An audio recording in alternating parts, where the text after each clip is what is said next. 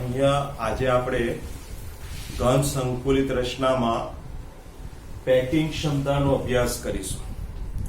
ઘન સંકુલિત રચના એટલે આ ચોરસની જે આકૃતિ છે એ ઘન રચનામાં જ્યારે ગોળાઓની ગોઠવણી કરવામાં આવે છે ત્યારે આ ગોઠવાયેલા ગોળાઓ વડે જે ઘન રચના છે તેની ખાલી જગ્યા ભરાય છે.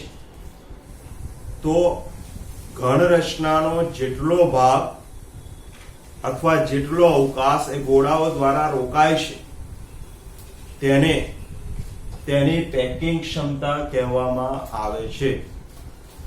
તો આ પેકિંગ ક્ષમતા શું છે એની વ્યાખ્યા છે, ઇન શોર્ટ, ઘનની અંદર ગોળાઓની ગોઠવણી થશે તો ગોળાઓ જેટલું કદ જેટલો અવકાશ રોકી લેશે તે રચનાની પેકિંગ ક્ષમતા કહેવાય. અહીંયા જુદી જુદી 3 રચનાઓ માટે પેકિંગ ક્ષમતા આપણે શીખવાની છે, જેમાં નંબર 1 એસસીપી અથવા સીસીપી રચના, જેનો આગળ આપણે અભ્યાસ કર્યો છે કે આ રચના શું છે. તો એસસીપી અથવા સીસીપી અથવા એફસીસી આ ત્રણેય રચનાઓ સમાન છે એનો આપણને ખ્યાલ હોવો જરૂરી છે. અને આ રચનામાં પ્રતિ એકમ કોષ દીઠ પરમાણુની સંખ્યા 4 હોય છે, એનો પણ આપણે અભ્યાસ કર્યો છે. તો સૌપ્રથમ આ રચનાનો જે એકમ કોષ છે તેની આકૃતિ સમજીશું અને મેથેમેટિકલ સાદુરૂપ સૂત્રની મદદથી પેકિંગ ક્ષમતા એનું મૂલ્ય મેળવીશું આપણે. તો એસસીપી અથવા સીસીપી એના એકમ કોષની આકૃતિને સમજીએ. આ રચનામાં 8 ખૂણા ઉપર 8 કણો ગોઠવાયેલા હોય છે. આ ઉપરાંત આની 6 બાજુઓ છે જે તમે જાણો છો. આ દરેક બાજુની મધ્યમાં આ પ્રમાણે આ જે બાજુ છે એ બાજુની મધ્યનો જે ભાગ છે એ દરેક બાજુના મધ્યની ભાગમાં એક એક કણ ગોઠવાયેલો હોય છે, એટલે કે એક એક ગોળો ગોઠવાયેલો હોય છે. અહીંયા આ બાજુ છે, એની મધ્ય ભાગમાં આ પ્રમાણે ત્યાં કણ ગોઠવાયેલો હોય છે. તો અહીંયા 8 ખૂણા પર 8 અને 6 બાજુની મધ્યમાં એટલે કુલ 14 જેટલા ગોળાઓ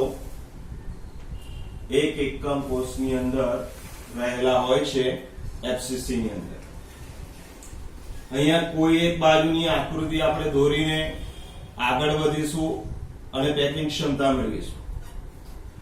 તો આ બાજુની મધ્યમાં રહેલા ગોળાને દર્શાવો તો આ પ્રમાણે આપણે એને દોરી શકીએ છીએ. અહીંયા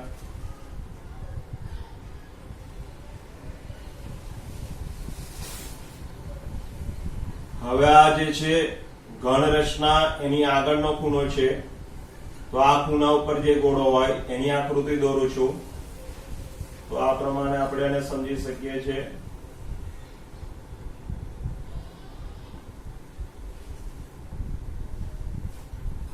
આ એનું કેન્દ્ર છે, આ ગોળાનું કેન્દ્ર અહીંયા. એ જ પ્રમાણે આ પાછળના ભાગનો ખૂણો છે, એ ખૂણા ઉપર જે ગોળો રહેલો હોય તેની આકૃતિને દર્શાવતા.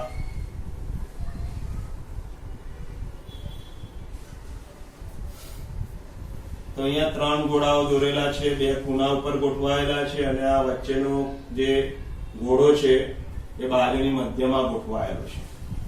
આ ત્રણેય ગોળાના કેન્દ્રને એકબીજા સાથે જોડી દઉં છું અને જોડીશું તો આ પ્રમાણે જે અહીંયા ચતુષ્કોણ છે ABCD એના માટે આ વિકર્ણની રચના કરી એવું આપણે આકૃતિમાં સમજી શકીએ છીએ ગણિત મુજબ. હવે આ જે ચોરસ છે જે ઘન રચના છે એને કુલ 12 જેટલી ધારીઓ છે. આ ધાર જે છે એની સંખ્યા કુલ 12 છે એ આપણે જાણીએ છીએ. દરેક જે ધાર હોય છે એનું માપ સમાન હોય છે અને એ સ્મોલ એ જેટલું હોય છે. દરેક જે ધાર છે એનું માપ સમાન અને સ્મોલ એ જેટલું હોય છે. તો 12 ધારીઓ એ દરેક ધારીનું માપ સ્મોલ એ દરેક રચના માટે યાદ રાખવાનું છે. હવે અહીંયા A થી C સુધીનું જે માપ છે તેને હું દર્શાવી દઉં છું આકૃતિમાં B વડે. એટલે AC નું માપ આકૃતિમાં સ્મોલ b છે. ચલો હવે આ આકૃતિનો ઉપયોગ કરી અને આગળ મેળવીશું. તો આકૃતિમાં ત્રિકોણ ADC માં અહીંયા A છે, D અને C. તો અહીંયા આ જે ખૂણો છે કાટખૂણો બની જશે. તો ADC ની અંદર આ કાટખૂણો એની સામેની બાજુ છે AC, એટલે AC વિકર્ણ બનશે.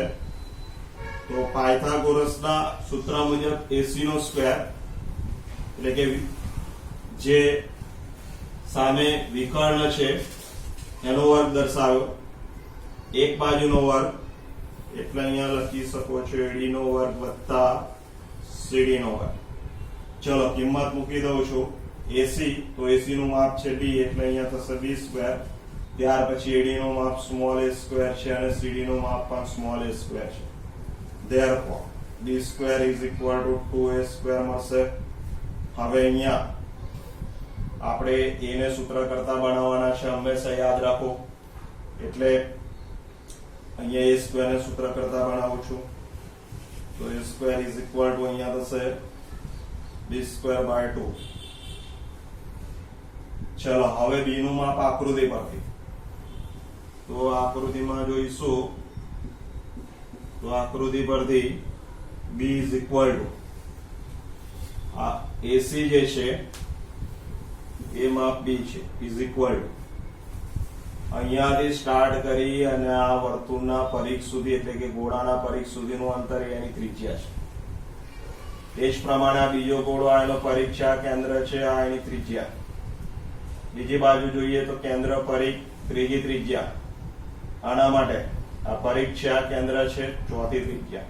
તો 1 2 3 4 એટલે AC નું માપ 4 ટાઈમ ગોળાની ત્રિજ્યાને સમાન છે.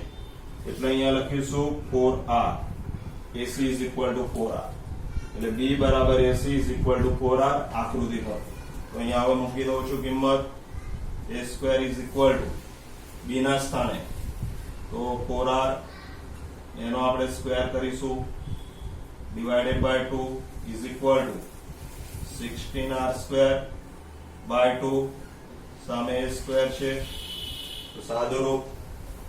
Therefore a square is equal to અહીંયા 8r square 8r square. ચલો હવે a square is equal to under root વર્ગમૂળ કાઢીશું 8r square. Therefore a is equal to ધ્યાન દે આ વર્ગમૂળમાં છે, r બહાર આવી જશે. 8 માટે આ પ્રમાણે લખી શકીએ 4 into 2 વર્ગમૂળમાં. Therefore a is equal to આ 4 બહાર આવશે 2 અને આ 2 વર્ગમૂળમાં રહેશે તો r. આ છે માપ a, ધારીનું માપ a is equal to 2 into square root 2 into r. તો સૌપ્રથમ હંમેશા આકૃતિ પરથી સાદુરૂપ કરીને એનું મૂલ્ય મેળવી લેવાનું, એ બરાબર ધ્યાન રાખવાનું છે. ત્યાર પછીનું સ્ટેપ છે જે ગોળાઓ ગોઠવાયેલા છે એ ગોળાઓનું કદ એનું સૂત્ર. તો એનું સૂત્ર છે a cube is equal to અહીંયા જે છે ગોળાઓનું કદ. તો ગોળાઓ જે છે એ ગોળાના ઘનફળના સૂત્રનો ઉપયોગ કરવામાં આવશે ગોળાનું કદ શોધવા માટે. તો ઘનફળનું સૂત્ર દર્શાવો તો 4/3 પાઈ r ક્યુબ. તો ગોળાનું કદ એટલે ગોળાના ઘનફળના સૂત્રનો ઉપયોગ કરવાનો છે 4/3 પાઈ r ક્યુબ. પછી અહીંયા એસસીપી અથવા સીસીપી રચનામાં પ્રતિ એકમ કોષ દીઠ પરમાણુની સંખ્યા આગળની થિયરી પરથી ઇઝ ઇક્વલ ટુ 4 હોય છે. એનું માપ શોધો. ગોળાના કદનું આ સૂત્ર છે. ત્યાર પછી આ રચનામાં પરમાણુની સંખ્યા 4 હોય છે આગળની થિયરીના આધારે.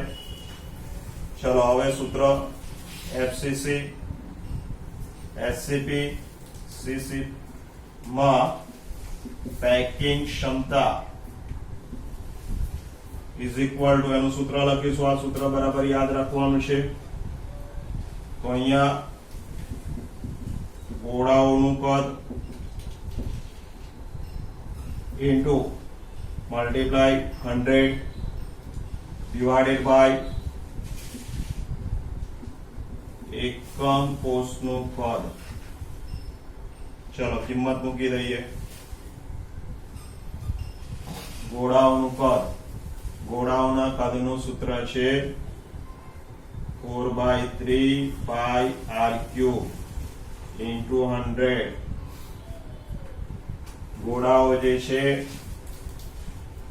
એ પરમાણુને ગોળાના સ્વરૂપે આપણે કલ્પ્યા છે અને પરમાણુની સંખ્યા 4 છે. જે પણ સંખ્યા હોય એને અહીંયા આગળ મલ્ટીપ્લાય કરવામાં આવશે એટલે આ પરમાણુ જે ગોળા સ્વરૂપે છે એની કુલ સંખ્યા છે. આ એના કદનું સૂત્ર છે અને ક્ષમતા એટલે 100 વડે મલ્ટીપ્લાય કરીશું. એકમ કોષનું કદ, એકમ કોષનું જે કદ છે એકમ કોષ ચોરસ છે એટલે લંબાઈ પહોળાઈ ઊંચાઈ એટલે એનું સૂત્ર થશે AQ. એટલે અહીંયા એકમ કોષનું કદ એનું સૂત્ર લેવામાં આવશે AQ. એની વેલ્યુ આપણે મેળવેલી છે એને અહીંયા મૂકી દઉં છું સૂત્રમાં 2 × √2r અને આખાનો આપણે ક્યુબ બતાવી દેવાનો. એકમ કોષના કદનું સૂત્ર છે AQ. કારણ કે ચોરસ માટે લંબાઈ ઊંચાઈ અને પહોળાઈ એનો ગુણાકાર એટલે AQ થશે. દરેક માપ સમાન છે. એની વેલ્યુ આપણે અહીંયા શોધેલી છે. એના સૂત્રમાં મૂકતા ઉપર ક્યુબ દર્શાવેલો છે. હવે આ જે મૂલ્ય છે પદ છે એનું સાદુરૂપ કરવામાં આવે ત્યારે આપણને સાદુરૂપ 74% પ્રાપ્ત થાય છે. અહીંયા આપણી થિયરી છે એટલે આનું જે સાદુરૂપ છે એનું મૂલ્ય આપણે સીધું યાદ રાખવાનું છે. જે 1 માર્ક્સમાં અથવા MCQ ની અંદર પણ પૂછી શકે છે કે એફસીસી રચનાની પેકિંગ ક્ષમતા જણાવો તો 74% છે. મતલબ આનું સાદુરૂપ તમે કરો તો 74% આવશે. તો એનું સાદુરૂપ તમે રફની અંદર તમે ઘરે કરી અને આ મૂલ્ય મેળવી શકો છો. પરીક્ષાની અંદર આપણે સીધું જ આ મૂલ્ય દર્શાવવાનું છે. ત્યાં સાદુરૂપ કરવા માટે આપણે બેસવાનું નથી. એ બરાબર ધ્યાન રાખવાનું છે. 74% પેકિંગ ક્ષમતા મળી. એનું અર્થઘટન શું થશે? તો એનું અર્થઘટન છે કે જ્યારે 14 જેટલા ગોળાઓને આ ઘનની અંદર ચોરસમાં આપણે ગોઠવીશું ત્યારે એ ગોળાઓ 100 માંથી 74% જેટલું કદ રોકી લેશે. પહેલા 100% જગ્યા ખાલી હતી, ગોળાઓને ગોઠવ્યા 14 ગોળાઓને, તો આટલું કદ રોકાઈ જાય છે. તો ખાલી કેટલી જગ્યા રહેશે? તો ખાલી મળતો અવકાશ ઇઝ ઇક્વલ ટુ 100 માઇનસ 74 બરાબર 26%. મતલબ આ ઘનની અંદર 26% જેટલી જે જગ્યા છે, અવકાશ છે, એ આની અંદર ખાલી પ્રાપ્ત થશે. તો આ પહેલી થિયરી શીખ્યા છે. દરેક થિયરીમાં આ પ્રમાણે સૂત્રનો ઉપયોગ કરી પેકિંગ ક્ષમતા આપણે મેળવવાની હોય છે. તો પહેલી થિયરીને બરાબર જો આપણે સમજી લીધું હોય, આની બરાબર પ્રેક્ટિસ કરવી પડશે સાદુરૂપ માટેની, ત્યારે આ થિયરીને આપણે સારી રીતે સહેલાઈથી આપણે આ મૂલ્ય મેળવી શકીએ છીએ. નહીં તો અહીંયા ગણતરીના જે સ્ટેપ છે એ ખોટા પડવાની શક્યતા રહેલી છે. પહેલા તો એકમ કોષની આકૃતિ બરાબર મગજની અંદર ક્લિયર હોવી જોઈએ. ચલો નંબર 2, બીજા પ્રકારની રચનાનો અભ્યાસ કરીશું. તો બીજા પ્રકારની જે રચના છે તેને કહેવામાં આવે છે બીસીસી રચના. બીજા પ્રકારની જે રચના છે બીસીસી રચના, બોડી સેન્ટર્ડ ક્લોઝ પેક રચના. અંત કેન્દ્રિત ક્લોઝ પેક રચનામાં પેકિંગ ક્ષમતા. તો સૌપ્રથમ આ જે રચના છે એનો એકમ કોષ અહીંયા એની ગોઠવણી સમજીશું. તો એમાં ગોળાઓની ગોઠવણી કઈ રીતે છે એના આકૃતિની અંદર આપણે દર્શાવી દઈએ. પહેલા મુખ્ય વસ્તુ છે આકૃતિ, અને આકૃતિના આધારે જ આપણે આ સૂત્ર મેળવવા માટે આગળ વધવાનું હોય છે. એટલે એકમ કોષની ગોઠવણી દરેક વિદ્યાર્થીને બરાબર ક્લિયર હોવી જરૂરી છે.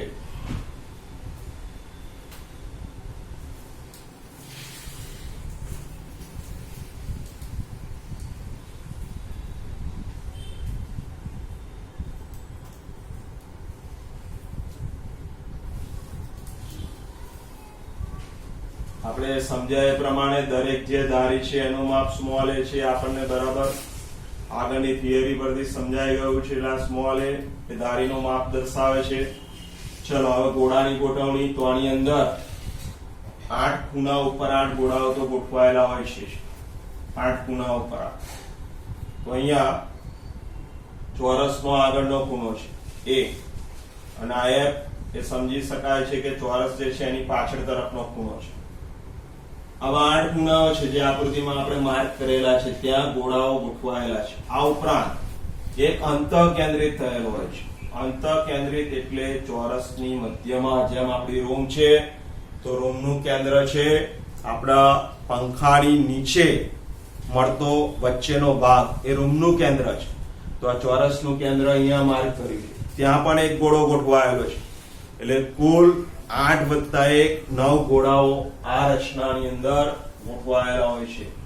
9 જેટલા ગોળાઓ આની અંદર. આગળ 14 હતા, આની અંદર 9 છે.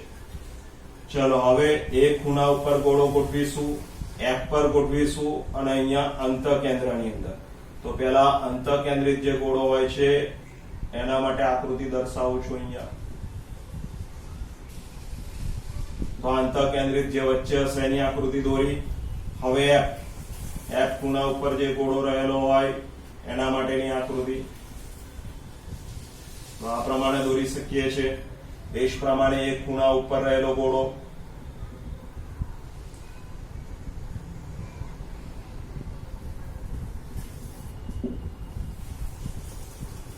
હવે એ અને F ને આ વચ્ચેના ગોળાનું જે કેન્દ્ર છે એના વડે જોડી દઉં છું.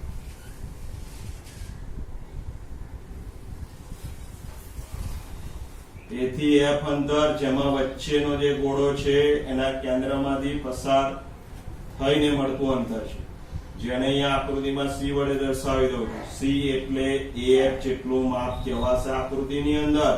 આ આગળનો ખૂણો છે, આ પાછળનો ખૂણો છે, અને આ ગોળાનું કેન્દ્ર છે જે અંતઃકેન્દ્રિત છે. એ જ પ્રમાણે F અને D આ એક જે બાજુ છે એના પણ 2 ખૂણાઓને જોડી દઉં છું. F અને D ને જોડતા મતલબ આ એક જે બાજુ છે, એક બાજુના 2 ખૂણાઓ, અહીંયા 4 ખૂણાઓ આ છે,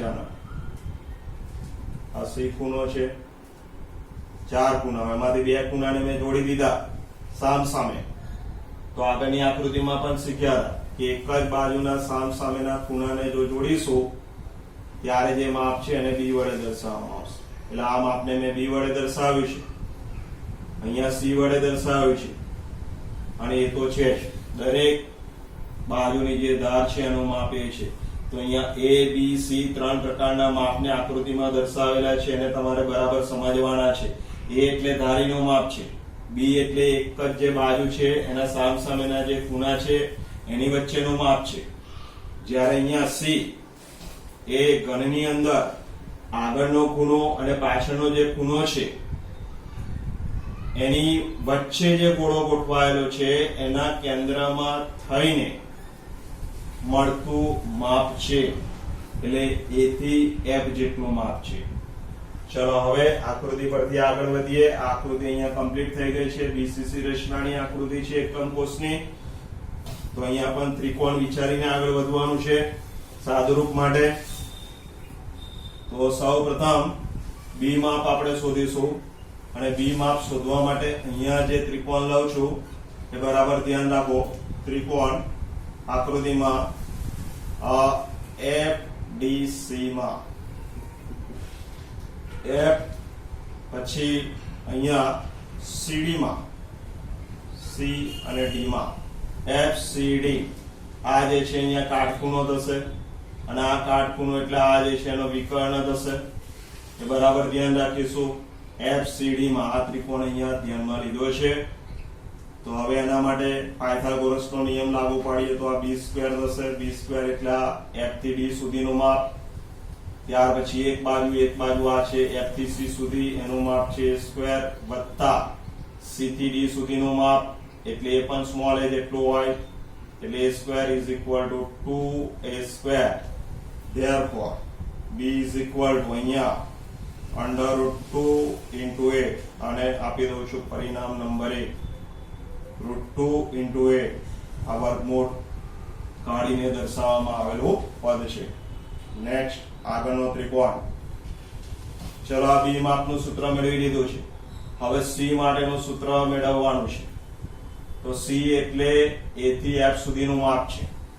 તો એના માટે ત્રિકોણ લઈશું. આકૃતિમાં ત્રિકોણ a d f માં, ADF માં. તો આ a છે, અહીંયા d છે અને આ f. એટલે આ ત્રિકોણની વાત કરવામાં આવેલી છે. બરાબર ધ્યાન રાખીશું. અહીંયા કાટખૂણો છે અને આ એનો વિકર્ણ થશે.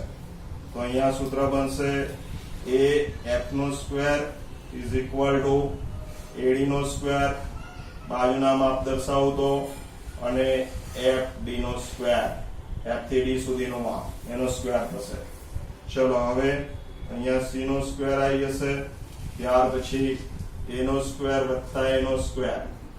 આ માપ જે છે f થી d સુધીનું માપ, સોરી એ અહીંયા સ્મોલ b છે એટલે b² દર્શાવીશું. સાદુરૂપ કરીએ. therefore c² is equal to a² plus b². અહીંયા b² હતું અને b² નું મૂલ્ય છે 2a². તો b² ને રિપ્લેસ કરી એની જગ્યાએ 2a² મૂકતા અહીંયા દર્શાવો. therefore c² is equal to આ બેનો સરવાળો 3a² મળશે આપણને. ચલો હવે c માં એના માટે વાત કરીશું. આપણે હંમેશા એનું સૂત્ર મેળવવાનું છે.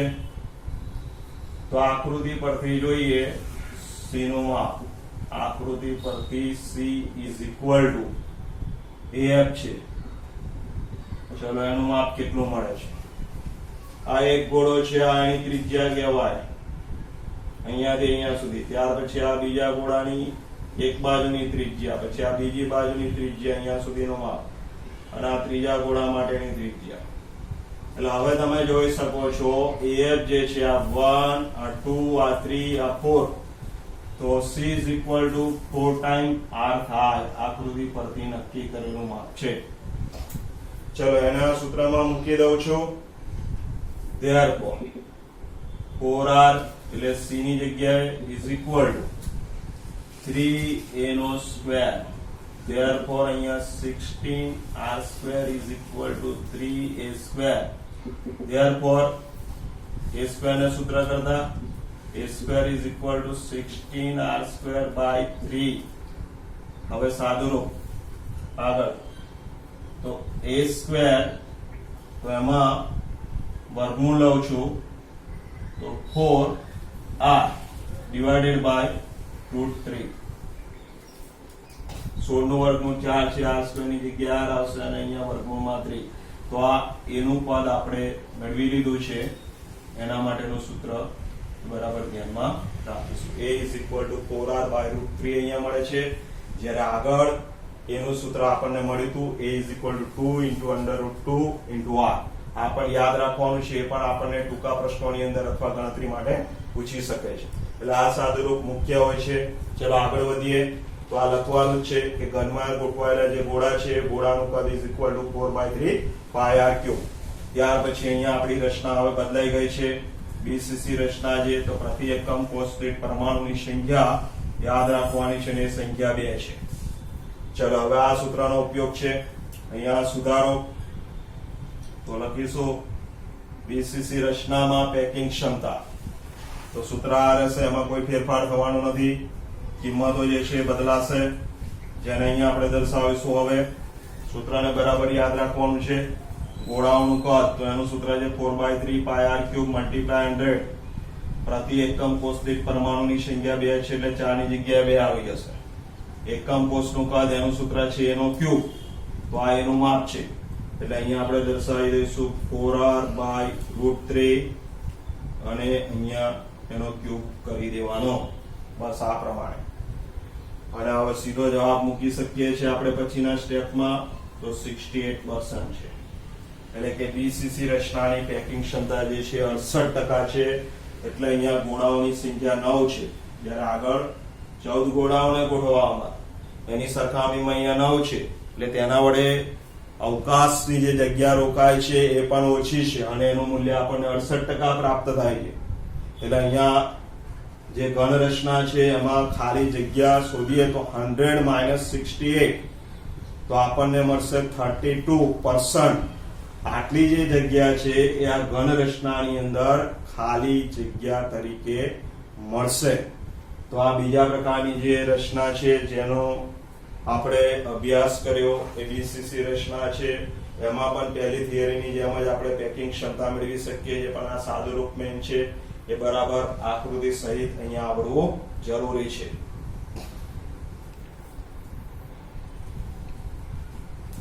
ચલો આગળ આપણે શીખીશું, જેમાં ત્રીજા પ્રકારની છેલ્લી જે રચના છે એમાં પેકિંગ ક્ષમતાનો અભ્યાસ કરવો. તો ત્રીજા પ્રકારની રચના જે ખૂબ જ સરળ રચના છે, સાદી ઘન અથવા આને કહેવાય ક્યુબિક ઘન રચના. સાદી ઘન રચનામાં પેકિંગ ક્ષમતા, તો સાદા ઘનનો જે એકમ કોષ છે તેની આકૃતિ બનાવીશું. તો આપણને બરાબર ખ્યાલ હોવો જરૂરી છે. સાદા ઘનની જે આકૃતિ હોય છે એમાં 8 ખૂણા ઉપર 8 કણો ગોઠવાયેલા હોય છે. ચલો આકૃતિ માટે ઘન રચનાની પહેલા આકૃતિ દોરી દેવાની છે બરાબર.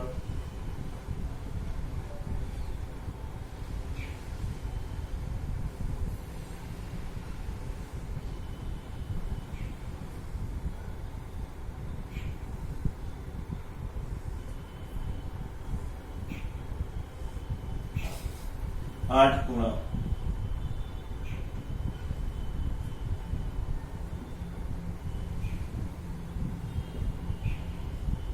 ચલો 8 ખૂણા છે, ત્યાં ગોળાઓ ગોઠવાયેલા હોય છે 8 ખૂણા પર 8. બીજા કોઈ સ્થાને આની અંદર ગોળા ગોઠવાયેલા હોતા નથી સાદા ઘન રચનાના એકમ કોષમાં. તો અહીંયા પાસેના બે ખૂણા ઉપર ગોઠવાયેલા ગોળાઓને હું આકૃતિની અંદર દોરું છું, દર્શાવું છું આપણી થિયરીને સમજવા માટે. જેમ કે આ બાજુની ધારીને લઉં તો એના ખૂણો છે E અને D. તો E અને D જે છે આ રચનાની અંદર ખૂણા ઉપર ગોઠવાયેલા ગોળાને દોરતા.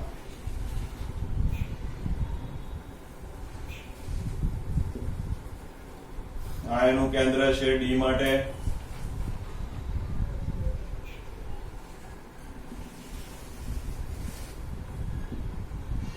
આ રીતે ગોળાને દરેક ખૂણા ઉપર તમે દોરી શકો છો. આ ગોળાનું કેન્દ્ર આનો પરિઘ છે, એમ આપણે ત્રિજ્યા r કહીએ છીએ. આ બીજો ગોળો એનું કેન્દ્ર આ પરિઘ, એને સ્મોલ r કહીએ. એટલે આકૃતિમાં જોઈ શકાય છે E થી D સુધીનું જે માપ છે, E થી D સુધીનું માપ, એક ગોળાની ત્રિજ્યા બીજા ગોળાની ત્રિજ્યા એટલે કે 2r જેટલું થાય છે. ચલો દરેક ધારીનું માપ તો સ્મોલ a છે જે આપણે જાણીએ જ છે, એના આ પ્રમાણે માર્કિંગ કરતા. આસપાસના બે ખૂણા ઉપર આપણું સૂત્ર મેળવવા માટે ગોળાને દોરવામાં આવેલા છે. બધા સ્થાને દોરવાની જરૂર નથી. ચલો હવે કુલ કેટલા ગોળાઓ ગોઠવાયેલા છે? 8 ખૂણા પર, એટલે અહીંયા 8 ગોળાઓ આ રચનાની અંદર હોય છે. 8 થી વધારે હોતા નથી સાદા ઘનના એકમ કોષમાં. આકૃતિની અંદર આપણે માર્કિંગ કરી દીધું છે. એના આધારે આગળ વધીએ આ રચનાની અંદર. તો સૌ પ્રથમ હંમેશા આપણે એનું સૂત્ર મેળવતા હોઈએ છીએ. તો આકૃતિ પરથી સાદા ઘનમાં લખી શકાય ધારીનું માપ સ્મોલ a છે, તો small a is equal to, એટલે આખું જે E થી D સુધીનું માપ છે એને આપણે સ્મોલ a કહીએ. તો સ્મોલ a એક ગોળાની ત્રિજ્યા, આ બીજા ગોળાની ત્રિજ્યા એને સમાન છે, એટલે આ પ્રમાણે થશે. એટલે અહીંયા આકૃતિમાં ખૂબ જ સહેલાઈથી એનું માપ 2r છે એ આપણે સમજી શકીએ છીએ, જે ડાયરેક્ટ આપણે આ પ્રમાણે લખવાનું છે. તો અહીંયા એનું માપ આપણને મળી ગયું છે. કોઈ પણ ત્રિકોણ અહીંયા લેવાની જરૂર નથી. a is equal to 2r. ત્યાર પછીનું સ્ટેપ છે ગોળાનું કદ. અહીંયા સાદા ઘનની અંદર, સાદા ઘનમાં પ્રતિ એકમ કોષ દીઠ પરમાણુની જે સંખ્યા છે એ આપણે જાણીએ છીએ 1 જેટલી છે. ત્યાર પછી સાદા ઘનની અંદર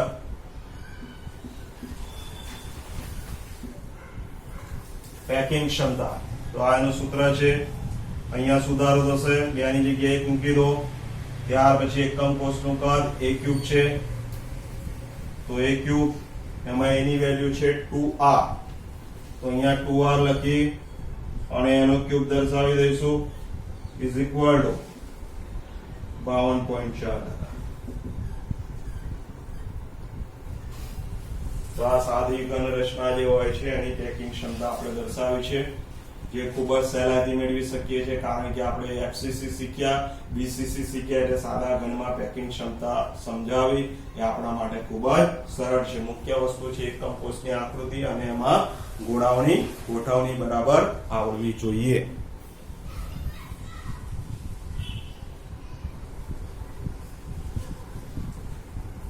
આગળ ખૂબ જ અગત્યના સૂત્રની સમજ મેળવીશું, જેના એક્ઝામ્પલ અહીંયા આપણને ઉદાહરણમાં અને સ્વાધ્યાયની અંદર આપવામાં આવેલા છે. એકમ કોષમાં પરિમાણ સમાવિષ્ટ ગણતરીઓ. તો એકમ કોષ જે છે એના માટે આપણે શીખ્યા કે એકમ કોષનું કદ શોધવું હોય તો એનું સૂત્ર છે a³. તો અહીંયા આપણે એકમ કોષ જે હોય છે એના માટે તેની ઘનતા શોધવાનું સૂત્ર મેળવવાનું છે. એકમ કોષની ઘનતા, તો એકમ કોષની ઘનતા જેને આપણે d કહેતા હોઈએ છીએ બરાબર એનું સૂત્ર મોડે કરવાનું છે એકમ કોષનું દળ ભાગ્યા એકમ કોષનું કદ, જે આગળ લેતા હતા એ પ્રમાણે.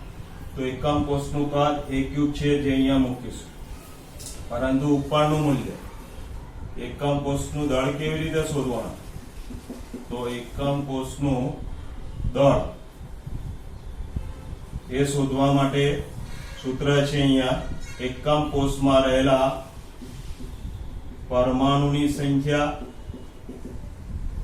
ઇન્ટુ એકમ કોષમાં રહેલ દરેક પરમાણુનું દળ. દરેક પરમાણુનું દળ, આ બેનો ગુણાકાર કરવાનો. તો એકમ કોષમાં રહેલા પરમાણુની સંખ્યાને z વડે દર્શાવવામાં આવે છે, અને તેમાં રહેલ દરેક પરમાણુનું જે દળ છે એને સ્મોલ m વડે દર્શાવવામાં આવે. તો એકમ કોષનું દળ શોધવું હોય તો આ સૂત્ર છે એકમ કોષમાં રહેલ પરમાણુની સંખ્યા અને દરેક પરમાણુનું દળ સ્મોલ m. પણ આ સ્મોલ m આપણે કેવી રીતે મેળવી શકીએ છીએ? સ્મોલ m દરેક પરમાણુનું દળ, દરેક પરમાણુનું દળ મેળવવું હોય તો એનું સૂત્ર છે આણ્વીય દળ ભાગ્યા એવોગેડ્રો આંક. તો આનું મૂલ્ય મેળવવા માટે કેપિટલ M ભાગ્યા Na એટલે એવોગેડ્રો આંક છે. તો આ સ્મોલ m નું સૂત્ર મૂક્યું છે, એની કિંમત મૂકી છે. તો આનો ઉપયોગ કરી એકમ કોષનું દળ આપણે શોધી શકીએ છીએ. તો હવે ઘનતાના સૂત્રમાં કિંમત મૂકી દઉં છું. therefore d is equal to એકમ કોષનું દળ. તો એકમ કોષનું દળ છે z, પછી અહીંયા આવશે કેપિટલ M, એને છેદમાં જશે અહીંયા, બરાબર ધ્યાન રાખીએ. તો દળ માટે અહીંયા દર્શાવી દીધા એના પદોને, ભાગ્યા એકમ કોષનું કદ છે. એકમ કોષનું કદ એના માટેનું સૂત્ર છે a³. તો અહીંયા a³ છેદની અંદર આવશે. તો અહીંયા જોઈ શકાય છે કે એકમ કોષની ઘનતા શોધવી હોય, ઘનતા એના માટેનું સૂત્ર આપણે મેળવ્યું છે, જેને આપણે બરાબર પદોને સમજીને યાદ રાખવાના છે. એકમ કોષની ઘનતા જે Z એટલે એકમ કોષમાં રહેલા પરમાણુની સંખ્યા બતાવે છે. એમ જે પણ પરમાણુ હોય જેના એકમ કોષની વાત કરતા હોઈએ એનું પરમાણુય દળ મૂકી દેવાનું છે. એવોગેડ્રો જેનું મૂલ્ય તમે જાણો છો. ત્યાર પછી A સ્મોલ a છે. સ્મોલ a માટે અહીંયા સમજાતા એ પ્રમાણે આ જે ધારી છે, ધારીનું માપ જે આપણને આપવામાં આવેલું હોય એને આપણે સ્મોલ a કહીએ છીએ. એની વેલ્યુ મૂકી અને એનો ક્યુબ લેવાનો છે. તો આ પ્રમાણે અહીંયા 1 2 3 4 5 પાંચ પદો છે. આપણા એક્ઝામ્પલ ની અંદર આપણને કોઈ 4 પદોની કિંમત આપે અને આમાંથી 5મા નંબરનું પદ આપણને શોધવા માટે કહેવામાં આવે ત્યારે દરેક જે પદો છે એનું મૂલ્ય મૂકીએ ત્યારે એના એકમોનું પણ બરાબર ધ્યાન રાખવાનું છે. અને બીજી વસ્તુ કે આ સૂત્ર પરથી આપણને સાદુરૂપ કરતા આવડવું જોઈએ, તો આપણે સહેલાઈથી 5માંથી કોઈ પણ જવાબ આપણે શોધવાનો હોય એ શોધી શકીએ છીએ. તો ઘનતા આપણને પૂછી શકે છે, ત્યાર પછી આ પરમાણુની જે સંખ્યા છે એ પણ પૂછી શકે છે, આણ્વિય દળ પૂછી શકે છે અને ધારીનું માપ. તો 1 2 3 4 આમાંથી કોઈ પણ પદ આપણને એક્ઝામ્પલ ની અંદર પૂછી શકે છે. તો આ મેઇન સૂત્ર છે. આપણે મેઇન સૂત્રને આ પ્રમાણે યાદ રાખી શકીએ છીએ. એકમ કોષની ઘનતા એકમ કોષનું દળ ભાગ્યા એકમ કોષનું કદ. એકમ કોષનું દળ એટલે Z into m divided by Na. એની કિંમત મૂકી દેવાના છે અને એકમ કોષનું કદ એટલે A ક્યુબ. એટલે આપણને સૂત્ર મળી જાય છે.